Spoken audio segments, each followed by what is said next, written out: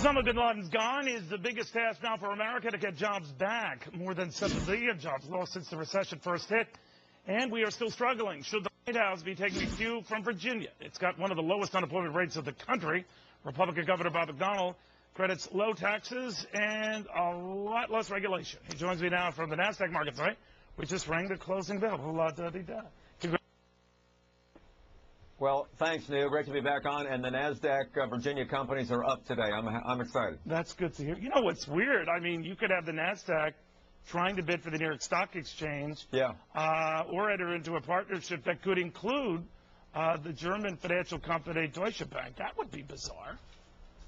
Well, there's been so many mergers and acquisitions over the last couple of years. In fact, NASDAQ-listed companies are almost cut in half, primarily because of M&A. And so that's just the nature of business. And it's an exciting but volatile time to be in business.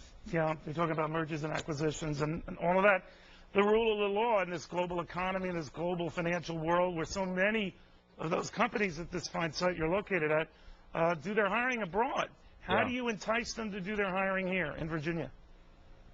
Well, we say, first of all, Virginia's open for business, and we appreciate entrepreneurship and wealth formation and people that create opportunities for the American dream.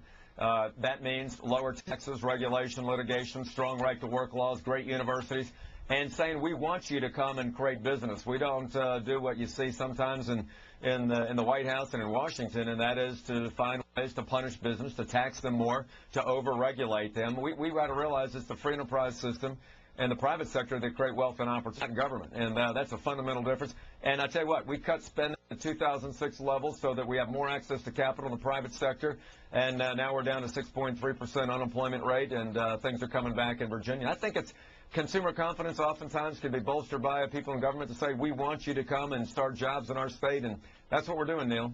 Don't you benefit as well from your proximity to Washington, obviously, where you benefit from a lot of government jobs? Well, there's some of that, but over almost 90% of the jobs that we've created over the last 15 months since I've been governor of Virginia have been private sector jobs. Yes, the public sector, federal jobs create some stability in the northern Virginia area, but overwhelmingly it's private sector.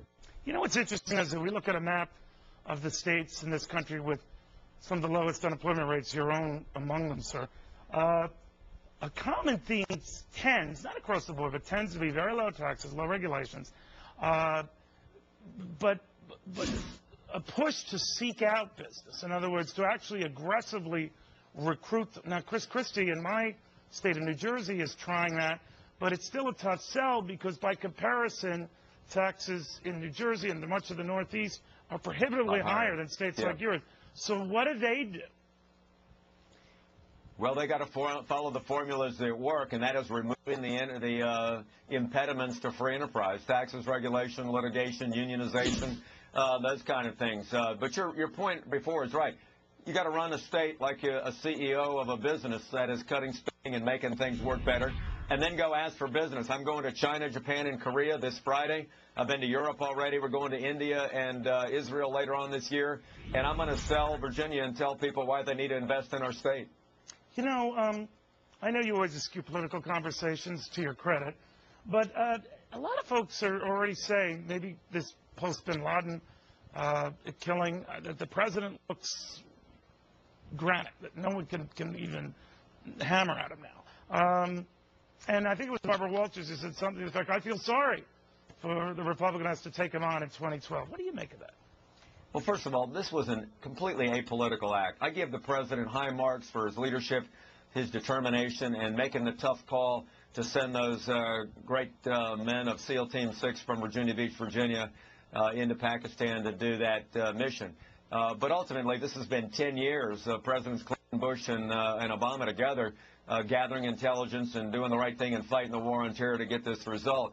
You know, next year, Neil, what it's going to be in November 2012 is going to be back to the basic issues of the economy. It's going to be jobs, spending, and energy. And on all of those things, the president doesn't have a good, well-thought-out plan of how to promote entrepreneurship, how to promote small business development, continue to foster American exceptionalism, have us an energy plan that promotes American energy independence. But you don't think that this could be the wind at his back, Governor, that all of a sudden he might be able to get a sort of a lead on this debate maybe cow a couple of Republicans while he's at it. What do you think? As long as unemployment stays hovering around 9% and we have no coherent energy strategy for how to get America to be more energy independent, and as long as the deficit is $1.5 trillion a year and a debt at $14 trillion going to 20 under this president's budget, these are the pocketbook issues, Neil, I think people care about and are going to vote on. And so while I give him high marks for his decisiveness and the way he led this military operation the other day, on the domestic issues where people need more access to the American dream and more hope, we're not cutting it, and this president's plans are not going to lead to concrete results. But why are all those stocks rising, right? It's a good year. Certainly came off a great month. The Dow's up north of 10. NASDAQ's been doing just fine. Something must be going right. Well, I give him credit for that as well with some of those policies, but overall, you got to get people back to work with jobs. 9%, absolutely unacceptable. It's heartbreaking for Americans. We're down to 6, a little over 6 in Virginia.